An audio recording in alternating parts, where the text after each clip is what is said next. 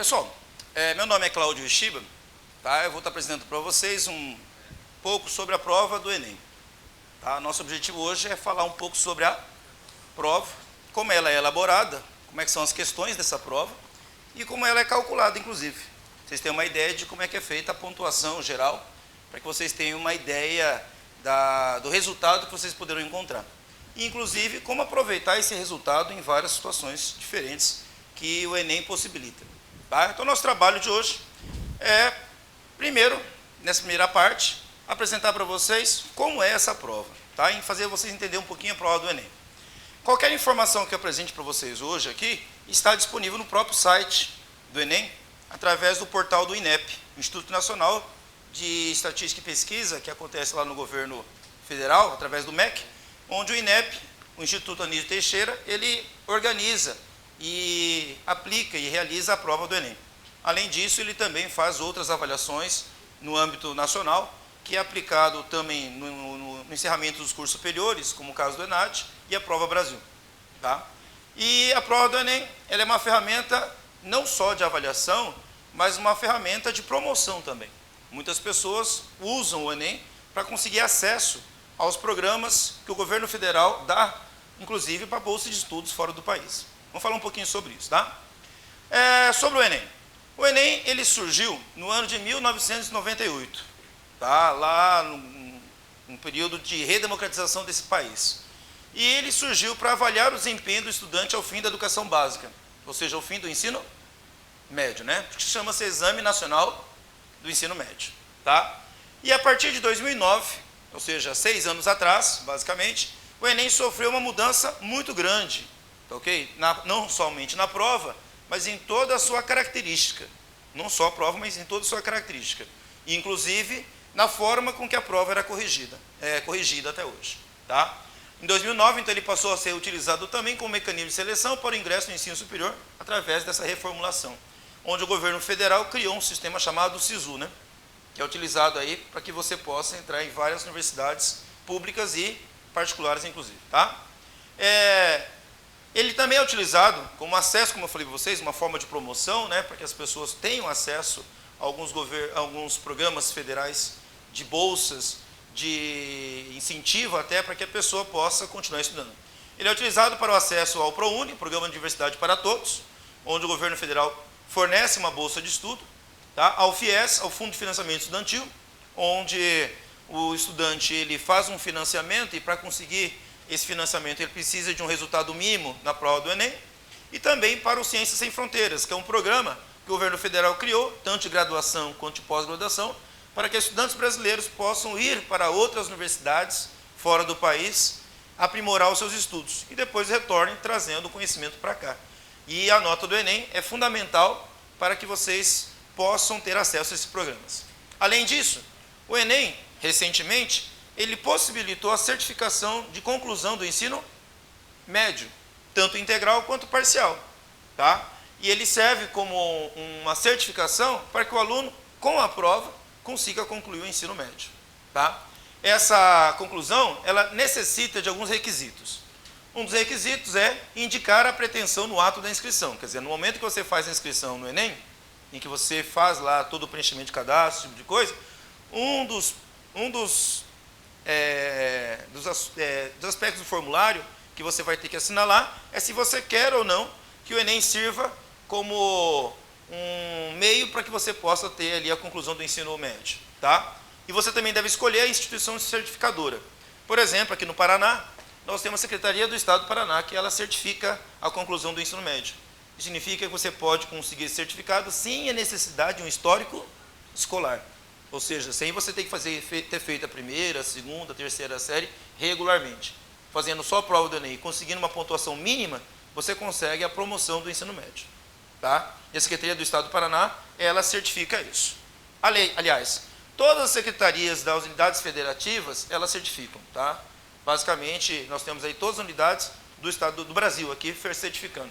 Inclusive, algumas instituições federais, tá, de ensino médio também aceitam a certificação a partir do Enem. Tá?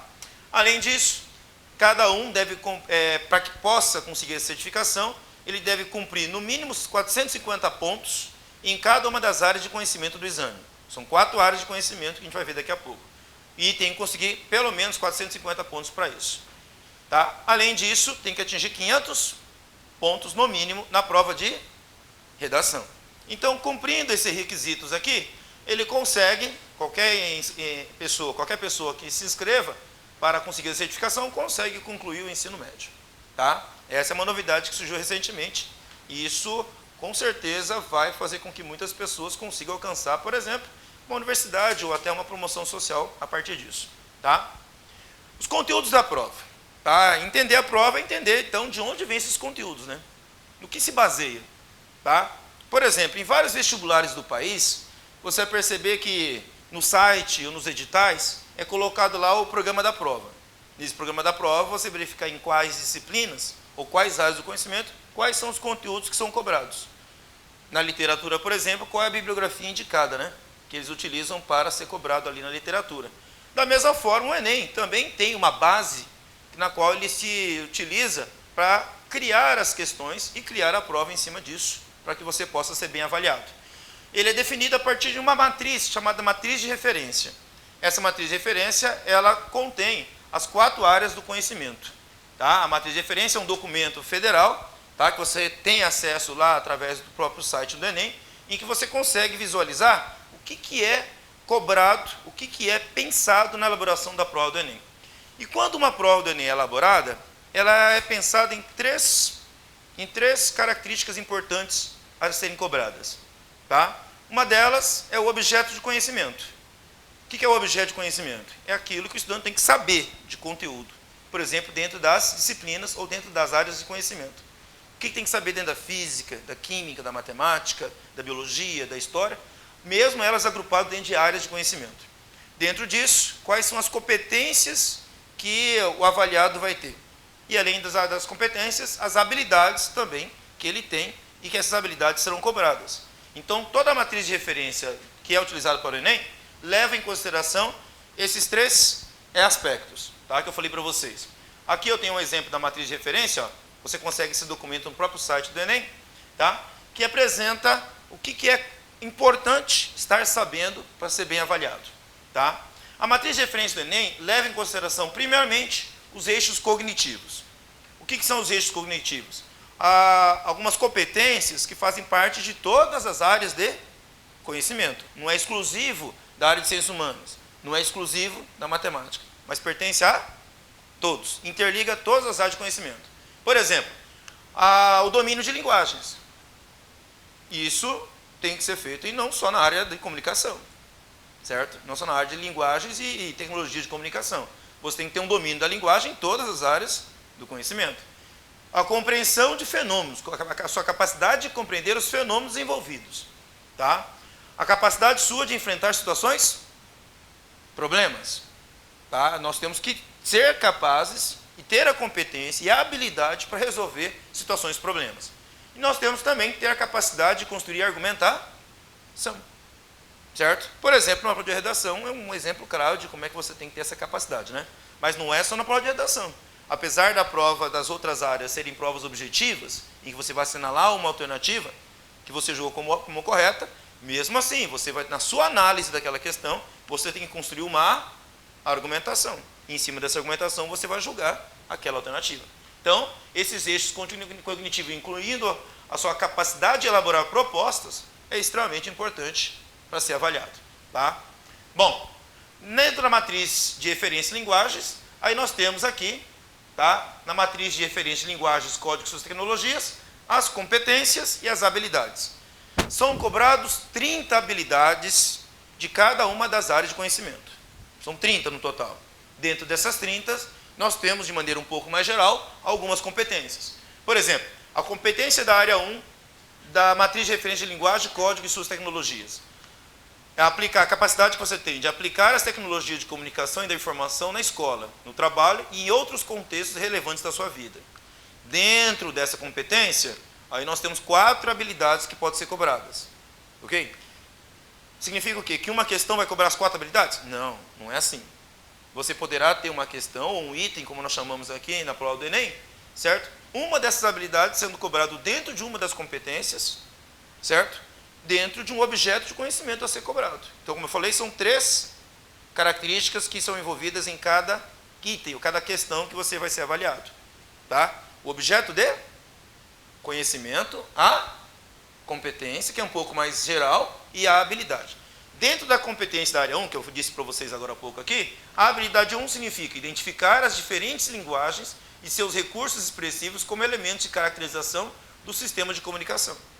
Então, você poderá talvez encontrar uma questão, um item lá na prova do Enem, que inclua dentro da competência da área 1 essa habilidade. Uma outra questão pode também estar dentro da área 1 e cobrar, por exemplo, a habilidade 3. E assim por diante. Como é que isso aqui foi montado? De onde isso foi tirado, né? Você pode perguntar, que habilidades são essas que inventaram? Não, não foi uma invenção. Isso foi criado a partir de várias reuniões e vários encontros que houveram ao longo de um bom período aí de vários anos, no início ali dessa última década que nós estamos aqui, certo? Lá por volta de 2010, 2009, 2010, houveram várias reuniões de muitos pesquisadores dentro da área da educação. E esses pesquisadores fizeram dentro desses encontros, certo? A elaboração dessas competências e dessas habilidades. Primeiramente, de onde tiraram a ideia de elaborar uma competência e uma habilidade? Aí é que está. O trabalho da elaboração de uma prova de exame nacional de ensino médio não começou lá em 1998, para o público geral, mas isso é muito anterior. E naquela época em que isso foi elaborado, até surgir a prova em 1998, o governo federal criou o que nós chamamos de parâmetros curriculares nacionais. Nós chamamos de PCNs, Parâmetros Curriculares Nacionais. Esses parâmetros são a base, ok, do conhecimento que nós devemos ter como cidadãos em todas as áreas de conhecimento. E dentro disso, as nossas competências e nossas habilidades. Foram lá que isso foi elaborado. A elaboração das competências e habilidades começaram através dos parâmetros curriculares nacionais, certo? Dentro de todas as áreas de conhecimento e das disciplinas. O resultado é que depois, quando o Enem foi reelaborado em 2009, isso ficou muito bem definido, certo? Através de vários encontros entre educadores do Brasil todo, de todas as universidades brasileiras e de todos os estados, das unidades de federações, fizeram essa elaboração dessas competências, dessas habilidades. Mas isso, inclusive, não é fixo. Isso está em constante discussão. É possível que daqui a alguns anos, algumas dessas habilidades sejam mudadas. É óbvio, o mundo é dinâmico, não é? Se o mundo é dinâmico, ele exige novas habilidades e novas competências. Então, isso aqui não é algo que você vai olhar daqui a 30 anos e vai estar igual. Certo? É bem provável que daqui a algum tempo mude de novo. Certo? Por quê? O Exame Nacional de Ensino Médio tem que refletir aquele momento histórico na qual está sendo avaliado. Então, novas competências, novas habilidades podem ser necessárias naquele momento. Tá? Está claro para vocês? Até aqui? Então, cada uma das áreas de conhecimento tem uma matriz. Tá? Não vou listar tudo, né? Porque isso é o interesse de cada um de vocês também, né? Que vão fazer a prova. Tá ok? Mas, vocês têm acesso, tá? Ele é público, é de domínio público, não é reservado. No caderno de vocês tem isso, tá? Então, uma informação importante, leiam, tá? Porque é onde você vai ser avaliado, é aquilo que você tem que ter de capacidade. Como é que você pode ser avaliado se você não sabe do que está sendo avaliado, não é? Então, é importante estarem lendo dentro das áreas do conhecimento, tá? Como eu falei, tem na área de linguagem, códigos e tecnologias, temos aqui mais à frente, ó, como eu falei vocês aqui, ó, são 30 habilidades, ó, acaba ali com H30. Aí, em seguida, ali, ó, matriz de referência de matemáticas e suas tecnologias. Por que fala em suas tecnologias? Porque todo conhecimento científico gera um produto, gera algo que pode ser utilizado, algo que pode ser aplicado. E a aplicação do conhecimento científico é o surgimento de tecnologias. Por exemplo, esse aparelho aqui que estou falando com vocês agora, não é uma tecnologia? Ele é fruto de quê? De um conhecimento científico que está sendo aplicado.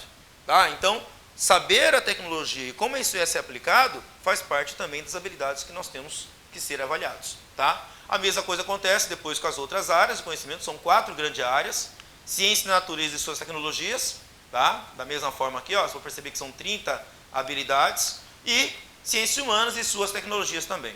No total, 30 habilidades ali. Ó. Ok? Mais para frente a gente fala um pouquinho melhor sobre os conteúdos da prova, tá?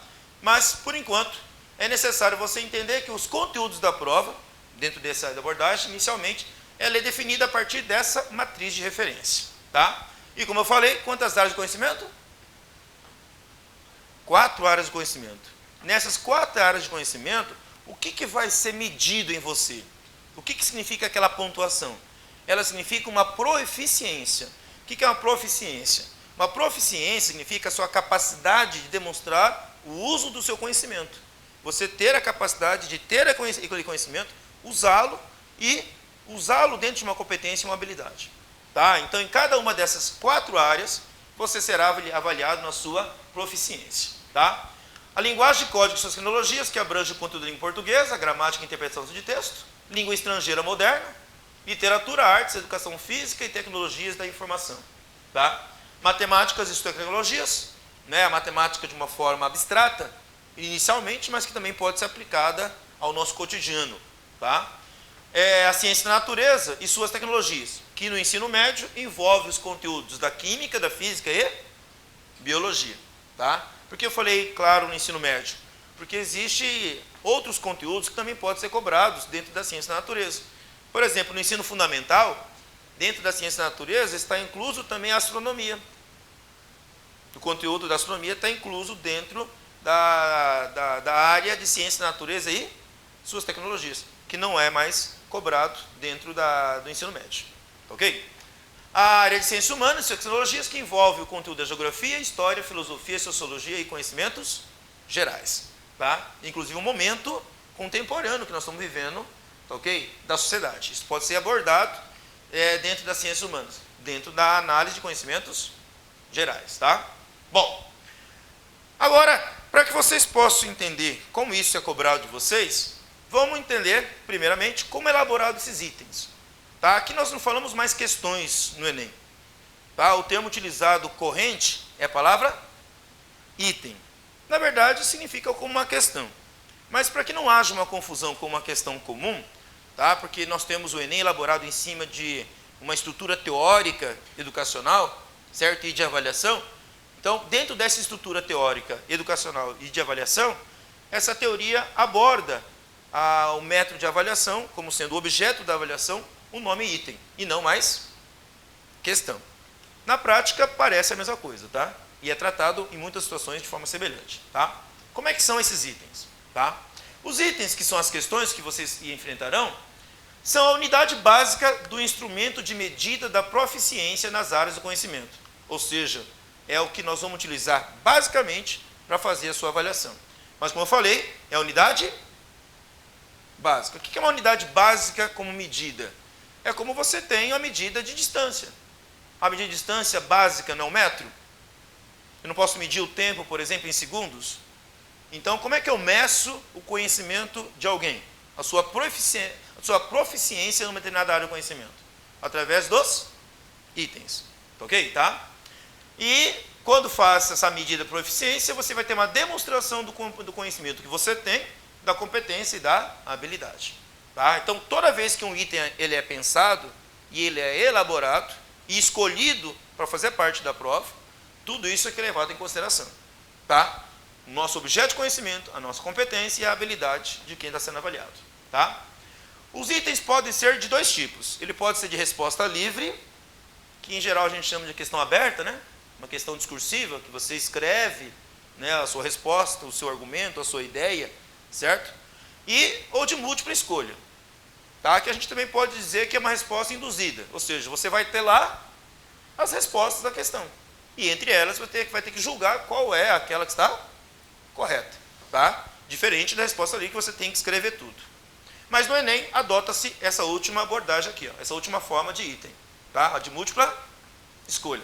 Mais à frente, depois que vocês concluírem o ensino superior, vai existir uma outra prova chamada o ENAD, o Exame Nacional, ok? De conclusão de curso. Tá? Esse Exame Nacional de conclusão de curso, ele tem itens do tipo de resposta livre. Tem questões abertas para serem respondidas, além das respostas múltiplas.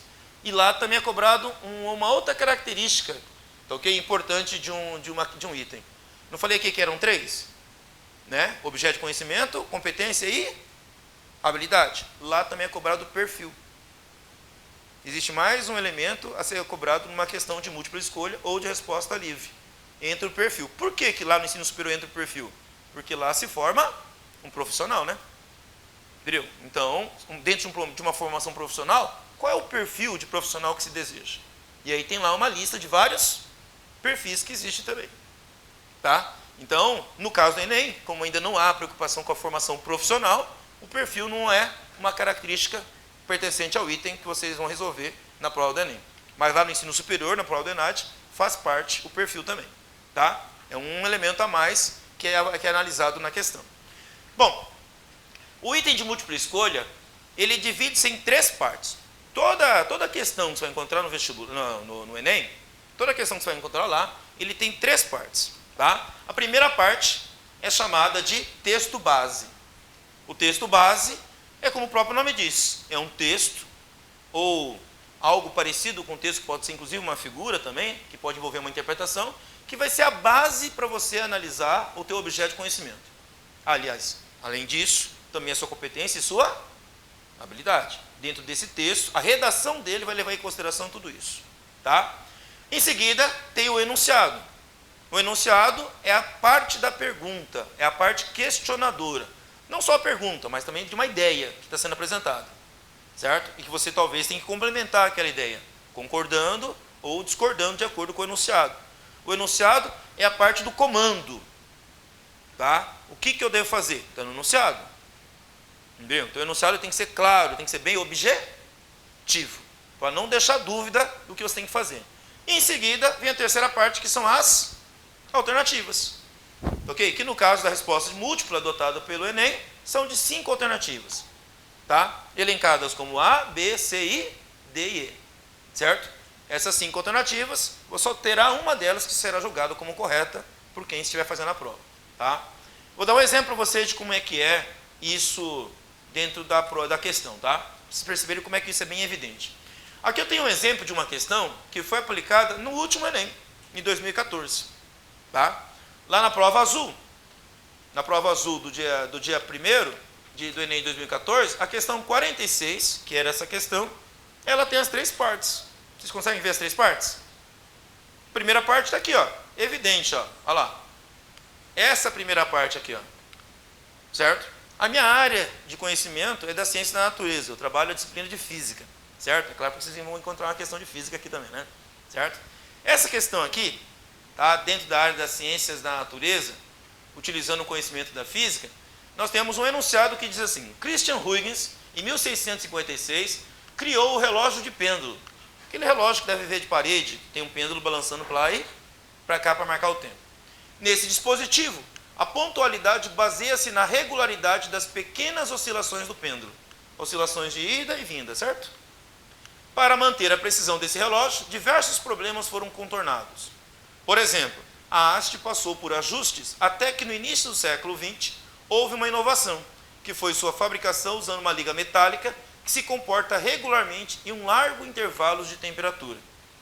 Por que está dizendo aqui num largo intervalo de temperatura? Porque num dia mais quente, o que pode acontecer com a haste? Ele pode dilatar termicamente. E no dia mais frio, o que pode acontecer com a haste? Contrair, certo? Termicamente. E se o comprimento dessa haste influencia o funcionamento do pêndulo, então o pêndulo pode marcar intervalos de tempos diferentes de acordo com temperaturas ambientes diferentes. Mas isso não está escrito no texto, tá? Isso que eu acabei de falar para vocês? Não. Isso é o conhecimento que você tem que ter. A conclusão de que a mudança da temperatura vai alterar o comprimento da haste, certo? Está ligado ao teu objeto de conhecimento, à tua habilidade e à tua competência. Na verdade, competência e habilidade nessa ordem, né? Tá ok? E aí você tem em seguida a segunda parte da questão, que é o enunciado. Vamos ler aqui, ó. Desprezando a presença de forças dissipativas e considerando a aceleração da gravidade constante, para que esse tipo de relógio realize corretamente a contagem do tempo, é necessário que o ou a, certo? Bom, ele está deixando bem clara a pergunta para vocês aqui. O que é necessário que deva acontecer para que a marcação do tempo do relógio se mantenha de maneira correta e regular, certo? Mas, para tanto, ele estabeleceu alguns limites que você deve ser pensado aqui. Desprezando a presença de forças dissipativos. Quem poderia ser uma força dissipativa que poderia afetar o funcionamento do relógio? O atrito, por exemplo, certo? O atrito com o ar, o atrito entre as peças do relógio, certo? Então, desprezando tudo isso, o que é necessário? Aí nós temos alternativas aqui. Já está marcada a correta ali, né? Mas nós temos ali a primeira, a segunda, a terceira, a quarta, a quinta lá. O comprimento da haste seja mantido constante, a massa do corpo suspenso pela haste seja pequena, o material da haste possua alta condutividade térmica, a amplitude da oscilação seja constante a qualquer temperatura, amplitude é o quanto você afasta o pêndulo da sua posição de equilíbrio, tá? E a energia potencial gravitacional do corpo suspenso se mantenha constante, ou seja, o sistema não perca energia, certo? Ele não deve perder energia, certo? Resposta correta, letra A. Nós temos então aqui, como eu falei a vocês, a terceira parte da questão, que são as alternativas. Você vai encontrar em todas as questões do Enem essas três partes. Um texto de base, um enunciado e as alternativas. Ok? Tá? Não há falha nisso. Não há falha. Todas as questões que vão encontrar, em cada uma das áreas do conhecimento, haverá 45 questões que servirão de avaliação para você. Nas 45 questões, você vai encontrar essas três estruturas aqui da questão. Ok? Quando as questões são elaboradas e elas vão para um banco de questões, é chamado banco de itens, né? Vamos parar de usar a palavra questão, mas itens. O Banco Nacional de Itens é um arquivo que o INEP tem, lá dentro do Ministério da Educação, onde esse arquivo contém várias questões, vários itens que foram elaborados por vários educadores ao longo de vários anos que estão participando aí. Tá? Desde que ele foi reformulado em 2009, já são aí, né, quase 6 anos, em que tem um acúmulo de itens que são feitos ao longo desses anos. E eles encomendam essas questões para educadores, esses educadores elaboram esses itens, considerando vários aspectos, entre eles, como eu falei, competência, habilidade, objeto de conhecimento. É obrigatório montar nessa estrutura aqui, dessas três partes, ok?